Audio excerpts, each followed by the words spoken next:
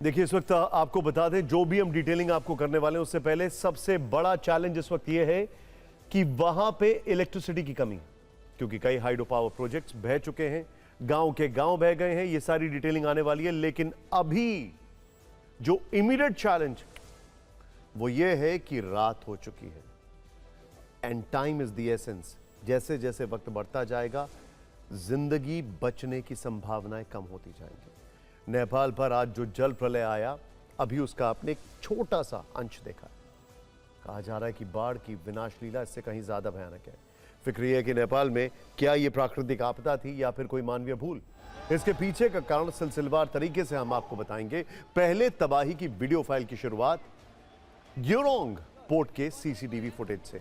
आज का सबसे ज्यादा हैरान करने वाला विजुअल ये है, शायद पिछले 10-15 साल में ऐसा किसी ने विजुअल नहीं देखा होगा। ये नेपाल और चीन सीमा पर सुबह के लगभग 11 बजे चाइना डेली की रिपोर्ट है कि गिरोंग पोर्ट पर एक भयानक लैंडस्लाइड हुई। यह लैंडस्लाइड चीन के कब्जे वाले तिब्बत साइड में हुई। आप चीन नेपाल सीमा को जोड़ने वाले इस पोर्ट की सफेद इमारत को देख सकते हैं। यह इमारत 8 से 10 मंजिला ऊंची है, लेकिन इसके पीछे से जो भयानक मलबा आया वो उससे भी कहीं ज्यादा बड़ा और डरावना था। इसकी आहट यहां मौजूद लोगों को मिल चुकी थी। पल भर में ही अफरा तफरी मच गई, लोगों में भगदड़ दिखाई दी, लेकिन कुछ ही सेकंड में यह पूरा इलाका वॉश आउट हो गया। महासैलाब में बड़े बड़े पत्थर या कहें बोल्डर्स हवा में उड़ते हुए दिखाई दिए। जहां कुछ देर पहले तक जिंदगियां बसती थीं, वहां झटके में ही वीरानी छा गई। ग्योरोंग काउंटी ने बताया है कि यह पोर्ट चीन और नेपाल के बीच मेजर लैंड क्रॉसिंग है। बल्कि बताया जा रहा है कि यह चाइना का बेल्ट रोड इनिशिएटिव का एक प्रोजेक्ट, ऐसा कहा जा रहा है। इस भयावह घटना के बाद संपर्क मार्ग, दूरसंचार और बिजली आपूर्ति ठप हो गई है। कई लोग लापता हैं। चीन की ओर से वहां इमरजेंसी रिस्पांस टीमें भेजी गई हैं। बचाव अभियान जारी है। अब दूसरा वीडियो देखें। कहा जा रहा है कि यह भी वहीं आसपास का है, नेपाल के साथ लगती सीमा के तिब्बत वाले हिस्से का वीडियो है। किसी बस अड्डे जैसा यह दिखाई दे रहा है। आसपास कुछ इमारतें हैं। सबसे बड़ी बात, यहां भी लोगों में भगदड़ देखी जा सकती है। कुछ वीडियो फुटेज तो ऐसे आए हैं जब बस के अंदर से लोगों ने वीडियो को रिकॉर्ड किया, लेकिन कुदरत के क्रोध के आगे इंसान बेबस हो जाता है और यहां भी यही दिखा। पल भर में ही सैलाब अपने साथ सब कुछ बहा ले गया। तिब्बत ट्रिगर पॉइंट था। इसके बाद यहां से शुरू हुई तबाही का सबसे भयानक रूप नेपाल में दिखा है। रसूवा में हालात सबसे ज्यादा बिगड़े। वहां से एक के बाद एक परेशान और विचलित करने वाले कई वीडियोस वायरल होने लगे। ऐसा ही एक मंजर यह था जिसमें एक हाइड्रो पावर प्रोजेक्ट तेज धार में तबाह हो गया। अचानक आई बाढ़ से 216 मेगावाट वाला अपर त्रिचुली एक जल विद्युत परियोजना का बांध पानी के तेज बहाव में टूट गया। इस प्रोजेक्ट को भारी नुकसान हुआ है और यह इकलौता नहीं है। कहा गया है कि इसी तरह से नेपाल में कुल 13 हाइड्रो पावर प्रोजेक्ट हैं जिनको क्षति पहुंची। इनमें से 8 ऑपरेशनल है, 5 निर्माणाधीन है।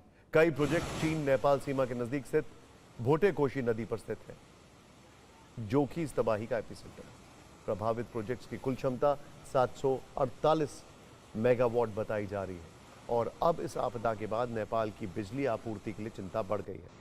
जब बड़े बड़े दफ्तर सैलाब के आगे सरेंडर कर रहे हो, जब हाइड्रो पावर प्रोजेक्ट पानी की तेज बहाव के सामने नहीं टिक रहे हो, तो सड़कें और पुल की स्थिति क्या होगी, आप इन तस्वीरों से देखिए। यह वीडियो भी नेपाल के रसुवा जिले का है, जहां 2 पहाड़ियों को जोड़ने वाला यह ब्रिज सैलाब में तिनके की तरह बह गया। इस वीडियो को ध्यान से देखेंगे तो पता चलेगा कि यह ब्रिज भी इसी वजह से टूटा है, क्योंकि सैलाब में दूर कहीं से बहता आ रहा है एक और ब्रिज का बड़ा हिस्सा था, जो इससे टकराया और फिर इसे भी अपने साथ बहा ले गया। अब तबाही का ये 5वां वीडियो भी देखिए।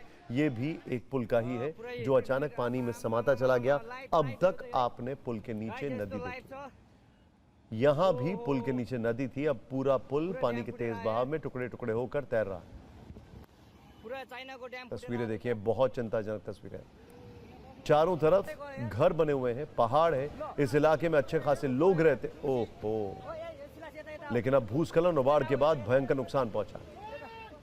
नेपाल में तबाही का 6वां वीडियो, वहां कई घरों का जो नुकसान हुआ है उनको, उसका है। देखिए जरा तस्वीर। ओहो, नेपाल का रसुवा काठमांडू के उत्तर में स्थित है, जहां सबसे ज्यादा नुकसान पहुंचा है। यह इलाका तिब्बत से लगा है, चीन के साथ नेपाल के मुख्य व्यापार मार्ग पर पड़ता है। निचले इलाकों में स्थित स्थिति बिगड़ने के बाद कई जिलों में हाई अलर्ट जारी कर दिया गया। तस्वीरें देखिए, शॉकिंग।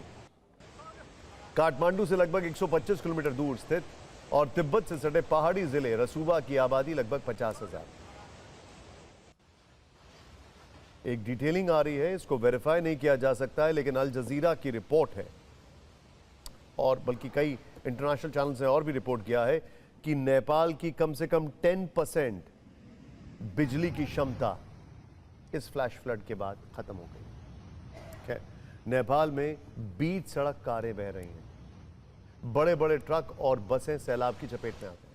विश्व स्वास्थ्य संगठन ने बाढ़ पीड़ितों के लिए आपातकालीन सहायता की घोषणा की है। प्रभावित लोगों के लिए बुनियादी दवाएं, स्वास्थ्य उपकरण और 24 वर्ग मीटर के 15 इमरजेंसी टेंट भेजे जा रहे हैं। इसके अलावा काठमांडू के वीर अस्पताल और ट्रॉमा सेंटर में बाढ़ पीड़ितों के लिए 100 इमरजेंसी बेड आरक्षित किए गए। नेपाल के चितवन में नारायणी नदी का जलस्तर भी बढ़ गया है। तेज बहाव के बीच भगवान बुद्ध की प्रतिमा तक पानी पहुंच गया। नेपाल में अचानक आई तबाही के बाद रेस्क्यू ऑपरेशन चलाया जा रहा है। नेपाली सेना के प्रवक्ता के अनुसार कम से कम 25 लोगों को सुरक्षित बचा लिया गया है। राहत और बचाव अभियान में नेपाल की सेना, आर्म्ड पुलिस फोर्स और नेपाल पुलिस के जवान जुटे हुए हैं। इसके लिए 14 हेलीकॉप्टर को भी तैनात किया गया है ताकि दुर्गम इलाकों में फंसे लोगों तक तेजी से पहुंचा जा सके। आसमानी तस्वीरें नेपाल के जमीनी हालात को कुछ इस तरह बयां कर रही हैं। ड्रोन से ली गई तस्वीरों को आप देखें, कैसे हर तरफ मलबा ही मलबा है। अचानक आए सैलाब और भूस्खलन में कई कारें, बसें और वाहन बहकर मलबे के नीचे दब गए। नेपाल में बाढ़ के बाद कैसे हड़कंप मचा है, ये भी देखिए। नेपाल के रसूआ, नुवाकोट और चितवन समेत 5 जिलों में हालात ज्यादा बिगड़े। नेपाल पर्यटन विभाग के हवाले से जानकारी दी गई है कि बाढ़ के कारण तिब्बत सीमा से लगे कई इलाके पूरी तरह तबाह हो गए। नेपाल में तबाही का एक और वीडियो वायरल है जिसमें नदी के किनारे काफी लोग दिखाई दे रहे हैं। अचानक सैलाब आया, ऊपर की ओर उठता दिखा और फिर कोहराम मच गया। इन तमाम वीडियो से स्पष्ट है कि नेपाल में जल प्रलय से भीषण तबाही हुई। रसूवा, नुवाकोट, धादिंग सबसे ज्यादा प्रभावित इलाके। 400 से ज्यादा पर्यटक लापता हैं, जिनमें 133 भारतीय भी शामिल हैं। नेपाल में अब तक 95 लोगों का शव जो है वो बरामद किया जा चुका है। 150 से ज्यादा लोग अस्पताल में भर्ती। नेपाली सेना ने हेलीकॉप्टर से 85 लोगों को बचाया और निजी कंपनियों के हेलीकॉप्टरों से 29 लोग बचाए गए। नेपाल में सुरक्षा कारणों से 6 हाईवे बंद किए गए। नेपाल में 12 अस्पताल और 3 थाने भी बह गए। हम आपको बता दें कि आंकड़े बढ़ भी सकते हैं। पीएम मोदी ने नेपाल के पीएम से बातचीत की है, जनहानि पर शोक व्यक्त किया है, नेपाल को हर संभव मानवीय और राहत सहायता देने का आश्वासन दिया। नेपाल की मदद के लिए भारतीय वायुसेना भी तैयार है। C-17, C-130J, C-295 विमानों से राहत और बचाव की कोशिशें शुरू हो चुकी हैं। आज ही इंडियन एयरफोर्स का C-130 विमान 10 टन राहत सामग्री और जरूरी दवाइयां लेकर उड़ चुका है। नेपाल के लिए एनडीआरएफ की बाढ़ राहत टीम भी तैयार है। भारतीय विदेश मंत्रालय ने लापता भारतीयों के लिए कहा है कि नेपाल में उन्हें ढूंढने की कोशिशें जारी हैं। भारतीय दूतावास नेपाल सरकार के साथ मिलकर काम कर रहा है।